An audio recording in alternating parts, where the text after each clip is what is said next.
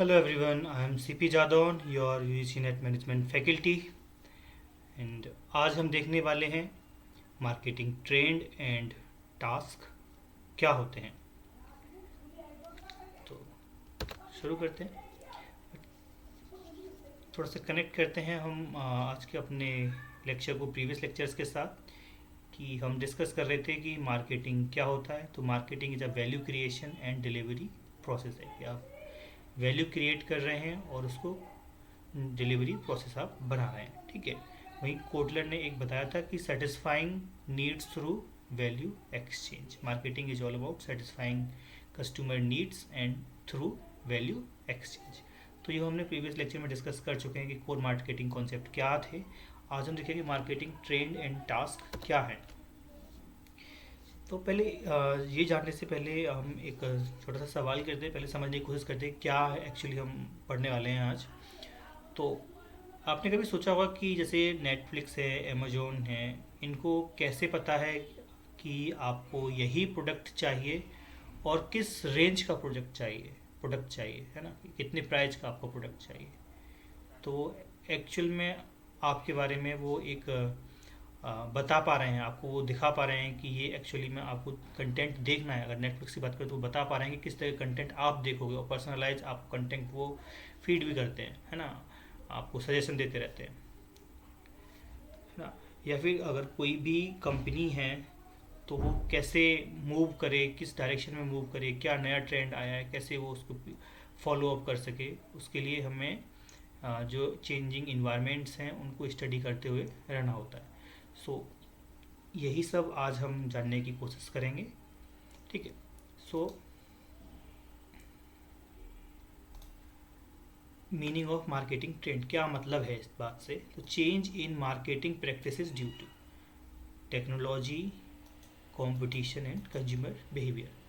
कि ट्रेंड क्या होते हैं, बेसिकली कोई चेंज आता है किस वजह से, टेक्नोलॉजी की वजह से, कंपटीशन की वजह से, कंज्यूमर बिहेवियर और भी फैक्टर्स हो सकते हैं। तो उन्हीं चेंज की वजह से कोई एक ट्रेंड बन जाता है ना। जैसे कि हम बात कर रहे हैं टेक्नोलॉजी की, तो डिजिटल टेक्नोलॉजी आई, है ना, डिजिटल टेक्नोलॉजी आया, उसी के बेस पर हम बात करते हैं आज डिजिटल मार्केटिंग की, और ये ट्रेंड में है इस टाइम काफ़ी, है ना। तो चेंज किस वजह से आया, टेक्नोलॉजी की वजह से एक नया मार्केटिंग प्रैक्टिस हमको देखने मिली, कौन सी, डिजिटल मार्केटिंग। ऐसे ही कंपटीशन की वजह से क्या चेंज आया कि अब बहुत सारी कंपनियां हो गई मार्केट में जो एक ही तरह का प्रोडक्ट बना रही हैं, तो उनके बीच में काफ़ी कंपटीशन है। तो वे क्या कर रहे हैं, कस्टमर्स को रिटेन करने के लिए बहुत कड़ी मेहनत कर रहे हैं, कैसे करके हम अपने कस्टमर को रिटेन कर सकें। बहुत सामान सेल नहीं कर रहे हैं बल्कि कस्टमर को रिटेन करके अपने पास रखना चाह रहे हैं, है ना। वो कस्टमर रिलेशनशिप मार्केटिंग मैनेज करके रखना चाह रहे हैं, कस्टमर रिलेशन मैनेज करते हैं वहाँ पे वो। ठीक है, कंज्यूमर बिहेवियर, कंज्यूमर के बिहेवियर कैसा है, आपके प्रोडक्ट के परसेप्शन क्या है, क्या प्राइस पोजीशनिंग चाहता है वो सब चीज़ें हम यहाँ पर स्टडी करते हैं। तो मार्केटिंग ट्रेंड्स क्या हैं, change in marketing practices due to technology, competition and consumer behaviour. अब इनके बेस पे कौन कौन से ट्रेंड बन जाते हैं, अब उनको देख लेते हैं। जैसे कि रिलेशनशिप मार्केटिंग, रिलेशनशिप मार्केटिंग में आपने देखा होगा कि आप कंपनी सिर्फ आपको प्रोडक्ट नहीं सेल करना चाह रही है, बस वो आपसे एक कॉन्टैक्ट बना कर रखती है। अगर आपने ऐसी कंपनी से कोई प्रोडक्ट खरीद लिया है ना, तो फिर आपको वो बर्थडे विश भी करते रहते हैं, आपको कोई फेस्टिवल आता है उस पर भी विश आपको करते हैं। बस वो अपने कस्टमर्स के साथ एक कनेक्शन बना के रखना चाहते हैं लॉन्ग टर्म, है ना, जिससे वो क्या कर सके, कस्टमर लाइफ टाइम वैल्यू वो आपसे ज़्यादा से ज़्यादा प्रॉफिट अर्न कर सकें। तो इसको हम बोलते हैं रिलेशनशिप मार्केटिंग, जो कि एक नए ट्रेंड में है। वहीं जैसे customer centric marketing, personal selling में क्या होता था कि आप सिर्फ कस्टमर्स के पास वो कस्टमर को परस्यूट कर रहे हैं और अपने प्रोडक्ट सेल करने की कोशिश कर रहे हैं, और जैसे ही आपकी सेल होती है वहाँ पर काम खत्म हो जाता है। लेकिन कस्टमर सेंट्रिक मार्केटिंग में क्या है कि आप कस्टमर्स की एक्चुअल नीड क्या है पहले उसको समझते हैं, और उसको समझते हुए आप उनको satisfy, lead to satisfaction and loyalty, आप उनकी नीड को सेटिस्फाई करते हैं जिससे कि वो आपके लॉयल कस्टमर्स बन जाते हैं। और एक बार वो आपके कस्टमर्स बन गए तो फिर बार बार आपके प्रोडक्ट को वो खरीदेंगे, है ना। और क्या है, जैसे हम डिजिटल मार्केटिंग की बात कर ही चुके हैं कि टेक्नोलॉजी चेंज की वजह से डिजिटल मार्केटिंग आया, तो इससे क्या हुआ कि आप ऑनलाइन प्लेटफॉर्म पर आ गए। अब आपकी रीच सिर्फ एक रीजन तक नहीं रही है, आप ग्लोबल मार्केट तक जा सकते हैं, है ना। आप beyond the boundary of country अब अपना आप बिजनेस को पहुंचा सकते हैं। मेजरेबल रिजल्ट्स, यहाँ से आप अपने रिजल्ट्स को मेजर भी कर सकते हैं कि कितने लोग आपके प्रोडक्ट को देख रहे हैं, कितने लोग खरीद रहे हैं, है ना। तो आपके पास एक प्रॉपर डेटा कलेक्शन यहाँ से होता है। तो यह डिजिटल मार्केटिंग। वही पर्सनलाइज मार्केटिंग क्या है कि अब आपके पास जब आप डेटा कलेक्शन स्टार्ट कर देते हैं, है ना, तो आपके पास काफ़ी सारा डेटा इकट्ठा हो जाता है। अब डेटा इकट्ठा होने के बाद क्या होगा कि आपके पास अब डेटा है, तो आप कस्टमर्स की एक्चुअल नीड क्या है उसको आप समझ सकते हैं, है ना। और उनके बेस पे आप पर्सनलाइज कंटेंट आप अपने कस्टमर को बेस पर, जैसे मैंने बात की थी अमेजोन की या नेटफ्लिक्स की या मिंत्रा हो गए, तो ये है ना कस्टमाइज आपका जो प्रीवियसली आपने डेटा क्या सर्च किया उस पर, उसको एनालाइज करते हैं और उसके बेस पे आपको फिर वो सजेशन देते हैं। तो वो होता है हमारा पर्सनलाइज मार्केटिंग। वही social and ethical marketing, balance between profit, customer satisfaction and society. वहाँ पर आप एक एथिकल फ्रेमवर्क को फॉलो कर रहे हैं। इंटीग्रेटिंग मार्केटिंग क्या है कि वहाँ पर आप सारी एक्टिविटी को कोऑर्डिनेट करके चलेंगे, है ना। वही डेटा ड्रिवन मार्केटिंग, बहुत are the same thing. Personal marketing के स्पेस में डेटा ड्रिवन मार्केटिंग में एक फर्दर स्टेप जुड़ गया है कि आप अब AI का इस्तेमाल करेंगे, बिग डेटा का इस्तेमाल करेंगे आप, और अच्छे से मार्केटिंग डिसीजन ले सकते हैं। वहीं global and green marketing, global expansion and eco friendly practices को आप वहाँ फॉलो करेंगे। So these are the few marketing trend that has evolve over the period of time, है ना, due to change in technology, competition and consumer behaviour. What are the different task. तो इस पहली बार मतलब क्या है मार्केटिंग टास्क का कि आपको ट्रेंड्स पता है, आपको सारा कुछ वहाँ से पता पड़ गया। अब आप कैसे करके कस्टमर्स को वो वैल्यू डिलीवर करेंगे या बेनिफिट डिलीवर करेंगे, अपना प्रोडक्ट डिलीवर करेंगे, है ना। तो आप टास्क में क्या करते हैं, उन एक्टिविटीज़ को परफॉर्म करते हैं। So the activities to create and deliver value. तो वो क्या है, अब आप टास्क कौन कौन से परफॉर्म करेंगे आप मार्केट में, आप मार्केटिंग एनालिसिस करेंगे। क्यों करेंगे, क्योंकि आप लोगों की ज़रूरतों को पहचानना चाहते हैं, उनकी क्या ज़रूरत है, और उस हिसाब से उनकी नीड को आइडेंटिफाई करेंगे, उनकी वांट्स को एंड डिमांड्स को, जिसकी बेस पे आप अपने प्रोडक्ट को तैयार करेंगे कि एक्चुअल में कस्टमर क्या चाहता है। अब आपने डेटा मार्केट एनालिसिस कर लिया, उसका प्रोडक्ट प्लानिंग करेंगे।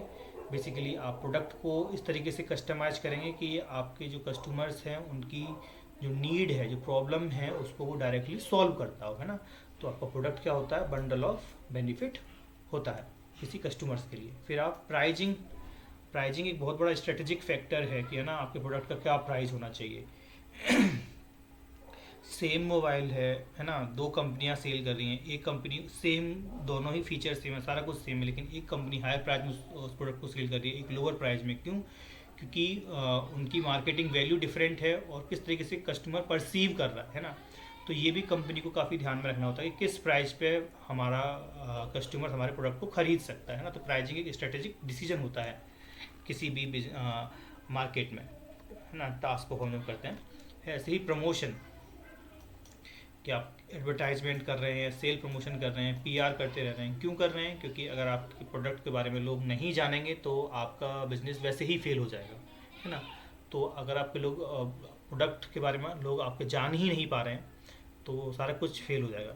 Even best product fail without proper communication. अगर आपके प्रोडक्ट के बारे में पता ही नहीं होगा तो बेस्ट प्रोडक्ट भी मार्केट में आने से पहले ही फेल हो जाएंगे, मतलब आएंगे लेकिन लोगों को पता नहीं चलेगा। डिस्ट्रीब्यूशन चैनल क्या है आपके, right product right place at right time. आपका प्रोडक्ट राइट प्लेस पे और राइट टाइम पे अवेलेबल हो जाना चाहिए। अगर आपका डिलीवरी टाइम बहुत ज़्यादा है तो लोग डिससेटिस्फाइड हो जाएंगे, है ना।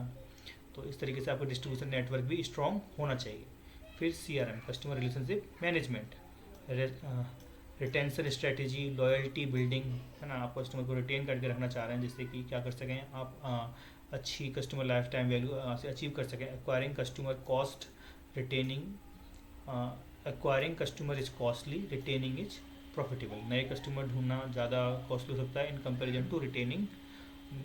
जो आपने रिटेन कर रखे हैं कस्टमर, उनसे आपको ज़्यादा प्रॉफिट हो जाएगा। डिमांड मैनेजमेंट, कि अगर आपकी डिमांड फॉल हो रही है तो फिर क्या करेंगे उस केस में, तो आप नेगेटिव, है ना, डिमांड है, लेटेंट डिमांड है, डिक्लाइनिंग डिमांड है, तो उसको कैसे मैनेज किया जाए।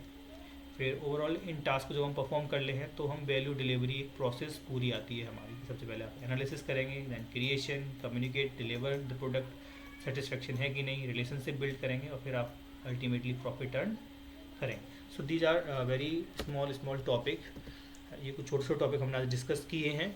लेकिन अब ये क्या डिमांड होता है, कैसे एनालाइज करता है, प्रोडक्ट क्या होता है, प्राइजिंग कैसे करते हैं, प्रमोशन कैसे करते हैं, डिस्ट्रीब्यूशन क्या है, पूरा वर्टिकल हॉरिजॉन्टल, है ना, कस्टमर रिलेशनशिप मैनेजमेंट क्या होता है। यहाँ पे हम छोटे छोटे टास्क, यहाँ पे बस छोटी छोटी चीज़ों को डिस्कस किया है आज। अब ये हम इनको हम अब क्या होगा, एक एक करके डिस्कस करेंगे अपने अपकमिंग लेक्चर्स में। तो ये इम्पोर्टेंट यूनिट है हमारे पेपर को देखते हुए भी, और एक छोटी यूनिट है तो यहाँ से स्कोरिंग भी अच्छी हो जाती है। तो अब हम कुछ क्वेश्चन सॉल्व करेंगे। ये क्वेश्चंस हैं जो एग्ज़ाम से रिलेटेड हैं, तो आप इनको ट्राई करिए एक बार पॉज करने के बाद। Which of the following focus on building long term relationship with customer rather than short term transaction. कौन सी अप्रोच में आप क्या करते हैं, लॉन्ग टर्म रिलेशनशिप बिल्ड करने की कोशिश करते हैं rather than short term transaction. तो वो क्या है हमारा, देखो पर्सनल सेलिंग में आप सिर्फ सेल करते हैं और भूल जाते हैं ना, आप ज़्यादा फॉलोअप नहीं करते हैं। प्रोडक्ट में आप प्रोडक्ट को ज़्यादा स्पेशलाइजेशन करके जाते हैं कि आप कैसे करके प्रोडक्ट को ज़्यादा अच्छा बना सकें। प्रोडक्शन में आप मास प्रोडक्शन की तरफ जाते हैं।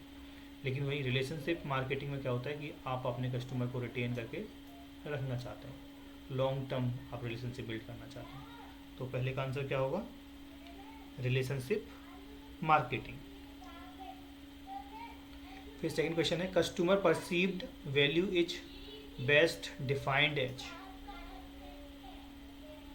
परसीव्ड वैल्यू क्या होगी, कोई भी कस्टमर किसी प्रोडक्ट को लेकर क्या उसकी परसीव्ड वैल्यू होगी, total cost of the product, benefit received minus cost incurred, की क्या आपको बेनिफिट मिल रहे हैं माइनस क्या कॉस्ट आई है, वही आपकी क्या होती है, परसीव्ड वैल्यू होती है। Second will be the answer. Then question number third, which concept emphasise balancing companies profit, customer wants and society interest. देखो यहाँ सोसाइटी आ गया पहले से ही, तो मतलब हायर लेवल ऑफ कॉन्सेप्ट की हम बात कर रहे हैं, जहाँ पर आप मार्केटिंग से एक स्टेप आगे निकल जाएंगे। तो वो कौन सा है, सोसाइटल मार्केटिंग कॉन्सेप्ट, जहाँ पर आप ओवरऑल होलिस्टिक अप्रोच की बात करते हैं, सिर्फ प्रॉफिट की बात नहीं करते हैं, अब आप सोसाइटी को भी कंसीडर कर लेते हैं। अब क्वेश्चन नंबर फोर्थ का आंसर क्या होगा, which type of demand exist when consumer are unaware और uninterested in a product.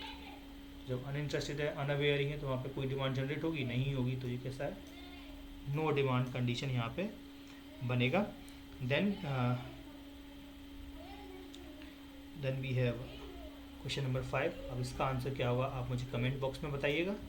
Customer relationship management primarily focus on, किस पर फोकस होता है कस्टमर रिलेशनशिप मैनेजमेंट पर, आप मुझे बताइएगा कमेंट करके। So this is all for today's class, thank you.